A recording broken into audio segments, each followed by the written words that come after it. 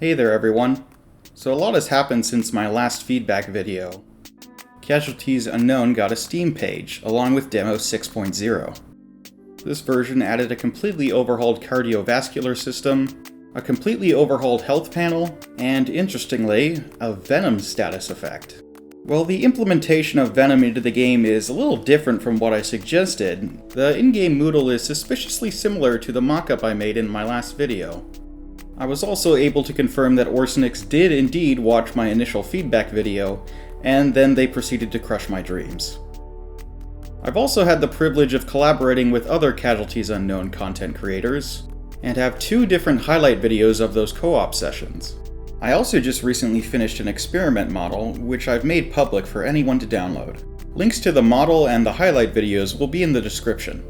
But enough with the preamble, let's get on to the feedback.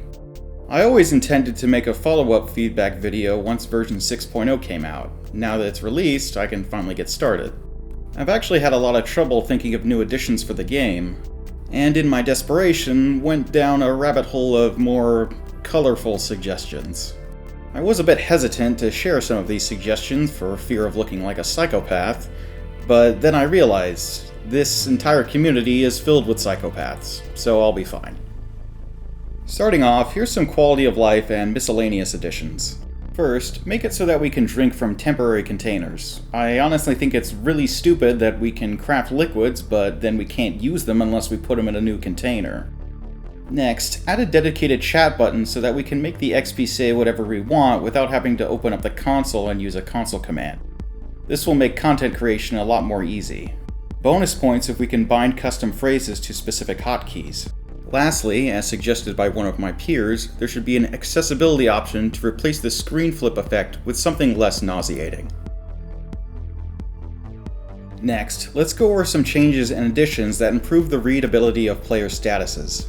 In my mind, an experienced player should be able to read the statuses of the player character while being unchipped and having no moodles. There are currently several statuses that are missing an audio and visual cue. The player cannot deduce these statuses simply by examining the player character. Either examining the health panel, reading moodles, or player character callouts is the only way to determine that you have certain afflictions. Until recently, I had no idea that there was a visual indication of infection on the player sprite. The visual cue is extremely subtle and is very easy to miss since it blends into the fur color. This brings me to the first addition. Give us the ability to zoom in the camera so that we can more easily examine the player character and determine statuses. This can help us catch early infections and prevent them from getting any worse. Additionally, add more visual and audio cues for certain statuses. For example, unusable hands/arms should ragdoll and flop around uselessly. The player character should start limping if their leg is badly injured or there are glass shards stuck in their foot. I have even more readability suggestions, but I've moved them to a separate section of the video because they all share something in common. Next are some adjustments to Unchipped mode. First is making the Fog of War effect optional, or just completely removing it. Another option is separating it to its own separate debuff. This is a sentiment that many of my peers share. What makes Unchipped mode interesting is that it requires more effort to diagnose injuries. Bundling that with a line of sight mechanic just makes it feel tedious. If removing Fog of War makes Unchipped mode too easy, I recommend replacing it by removing most moodles. Not having moodles to easily determine statuses aligns with the core appeal of Unchipped mode, whereas a line of sight mechanic is completely unrelated. In order for this to be balanced, of course, there would need to be more audio-visual cues for certain statuses. Only statuses that cannot be communicated without moodles should have them, things like hunger, thirst, and mood. Next is a fairly large addition, which is scenarios in which you have to rescue an NPC. Here's how a rescue scenario works. Sometimes, injured NPCs spawn in place of corpses. They'll call out for help when you're nearby, and you can attempt to save them for a mood boost. The amount of mood gained is proportional to the severity of the injury. If you save someone's life, you'll get a massive mood boost. However, if you fail to save them and they die in front of you, there is a large mood and trauma penalty. This sort of scenario is meant to force the player to make difficult decisions. It might not be worth it using your precious items to save an NPC instead of saving them for yourself, and you might be forced to leave the NPC for dead. Treating NPCs works identically to treating yourself. They even have their own health panel. However, there's a chance that the NPC will be unchipped, making it even more difficult to diagnose their injuries. If they're conscious, they'll make status callouts just like the player. CPR can be performed on injured NPCs, complete with its own minigame. Lastly, there's also a chance that a traitor you encounter will be injured. Treating them rewards you with a large amount of reputation and a discount depending on how severe the injury. A sentiment shared by myself and my peers is that right now traitors don't really feel like real people. Here are some additions that will help remedy that. First, add a new option to talk with the traitor. This will trigger a conversation between themselves and the player character, similar to how traitor encounters worked in earlier versions of the game. The conversation dialogue is affected by things like the traitor and player's race, reputation, mood, intelligence, layer modifiers, being unchipped, disfiguration, cleanliness, equipped items, trauma, whether last stand has procced, and overall game progress. Another addition is random traitor events. For example, a traitor may be attacked by enemies and you'll need to save them, or they'll request a specific item that they'll pay extra for. Another way to make traitors feel more like real people is letting them walk around their pod instead of just sitting there and moving when you ask them. Traitors will also use any weapons they have in their inventory to defend themselves.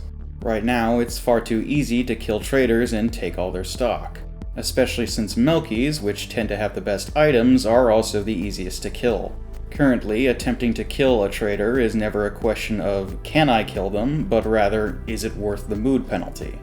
Making traitors better at defending themselves would make attempted murder a lot riskier. This next suggestion would take a lot of work, but I think it's worth implementing should time allow it. This addition is the implementation of a dynamic title screen. The title screen would change based on the race of the character you last played as and the layer you saved on. These dynamic elements would include the art, layout, and music of the title screen. For example, the currently implemented title screen would be the one used for Layer 1 when playing as an experiment. Menu options would remain identical regardless of the title screen variation. Clicking on the character will always be the play option, the sleeping bag will always be the quit option, and the training radio is always the training option, etc. With each variation, the character will always be in the same part of the title screen, regardless of race. The only thing that's different is their poses. This next addition would help the player character feel like a real person, complete with their own memories and traumas. This addition is dreams and nightmares. When sleeping, the player has a chance of having a dream. Dreams can appear as images, videos, or as replays of an event from the current run. What form dreams take depends on the implementation chosen. A variety of contextual illustrations would probably be the easiest, similar to how dreams work in Rain World. The type of dream is dependent on mood, trauma, and opioid withdrawal. High mood brings happy dreams, and low mood or trauma brings nightmares.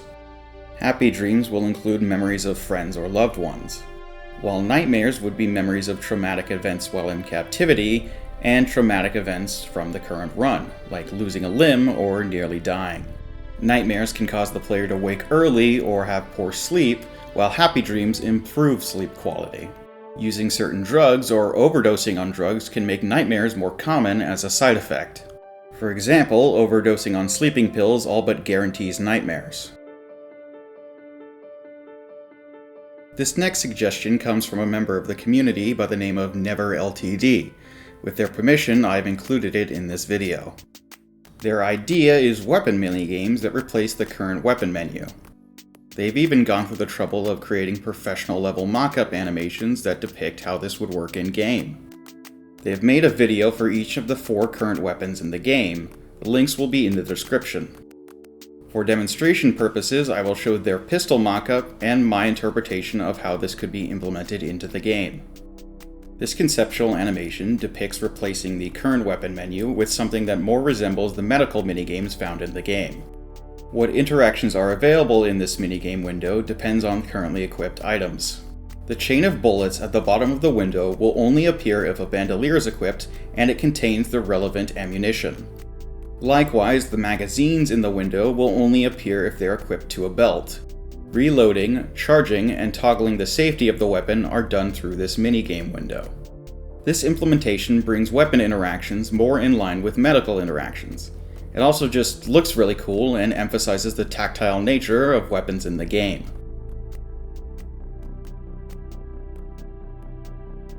Next up are changes to a rather niche item to make it more useful. That item being the advanced scuba gear. I'm actually a certified scuba diver, so I like to think I know a little bit about this sort of thing. My first suggestion is to split the advanced scuba gear into multiple items with different tiers. While the advanced scuba gear is a very powerful item, it's also the only item that really helps with underwater traversal.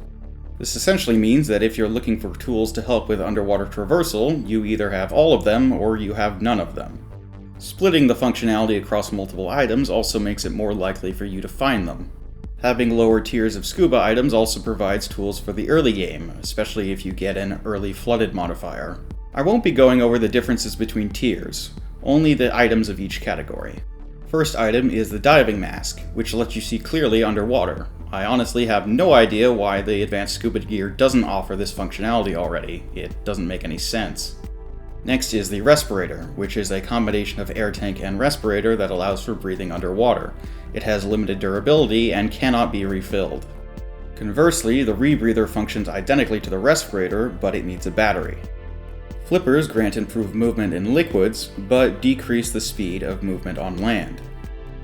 Lastly, the buoyancy control device, or BCD, automatically maintains neutral buoyancy. This essentially changes swimming to work like it does in Gunsaw, and by proxy, it makes it less exhausting. Another addition to make flooded layers more manageable is air vents and air bubbles. Air bubbles come in two sizes, large and small. Small bubbles are a completely cosmetic particle effect. They spawn from the player's mouth whenever they speak while underwater. Large bubbles function similarly, but they can be inhaled simply by touching them, restoring a little bit of SPO2 and stamina. Air vents only spawn in flooded layers, and they only spawn underwater. They behave similarly to geysers. They emit small bubbles continuously, and a large bubble whenever the player gets close to them. However, they're not efficient enough to allow the player to stay underwater indefinitely. This addition will make flooded layers more manageable, similarly to how extra anti-rad spawns on radioactive layers. As of right now, the flooded modifier is one of the most frustrating modifiers to play with because of the lack of tools. With the addition of overhauled cardiovascular simulation in version 6.0, I thought it was kind of strange that respiration didn't receive the same treatment. From my knowledge of respiration through my scuba training, I knew that there were a few medical inaccuracies in the current version of the game. So I did a little research, and learned some things. So buckle up, because I will be going into detail. The first change is allowing SPO2 to go above 100%, though this will only usually happen through the use of oxaline. Having slightly elevated SPO2 is beneficial and grants mild energize and stimulated buffs. However, highly elevated SPO2 leads to oxygen toxicity. Oxygen poisoning symptoms include confusion, lethargy, tinnitus, nausea, and numbness. Severe oxygen poisoning causes brain damage and convulsions.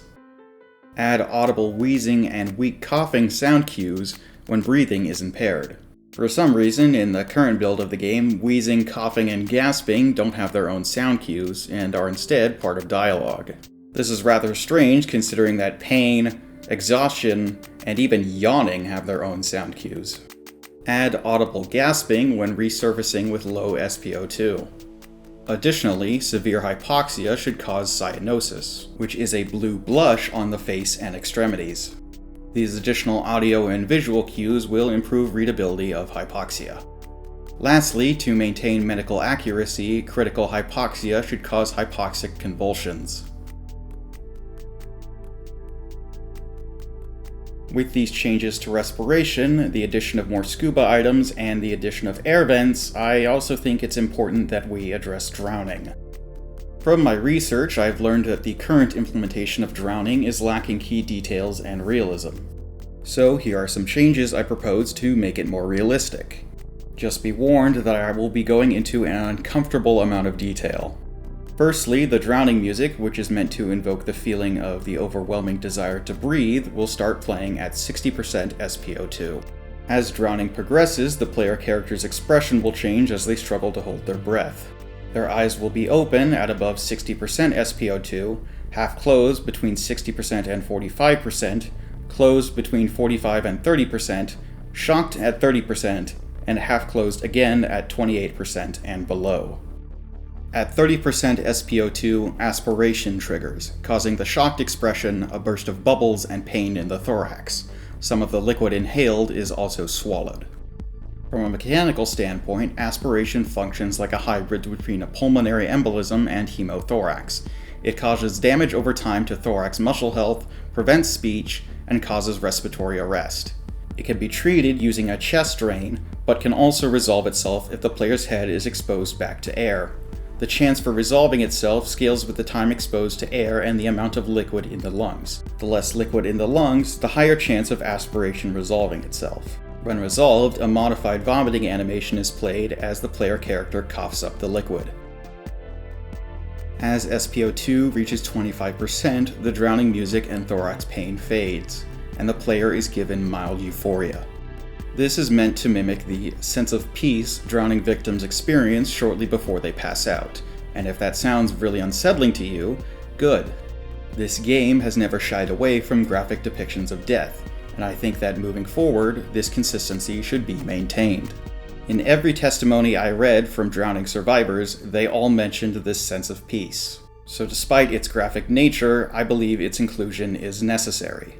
Additionally, from a game design standpoint, since drowning is one of the most preventable deaths in the game, the player should be heavily punished for playing poorly enough to die from it. And with that, those are all of my suggestions for this video. As before, I encourage any discussion of these suggestions in the comments and in the game's official Discord server. Take care, and remember to never give up.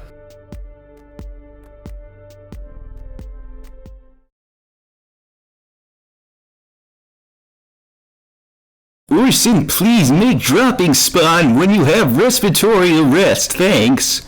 Add an enable sex option. This adds a male/female symbol next to your ID number. That's it, that's all it does.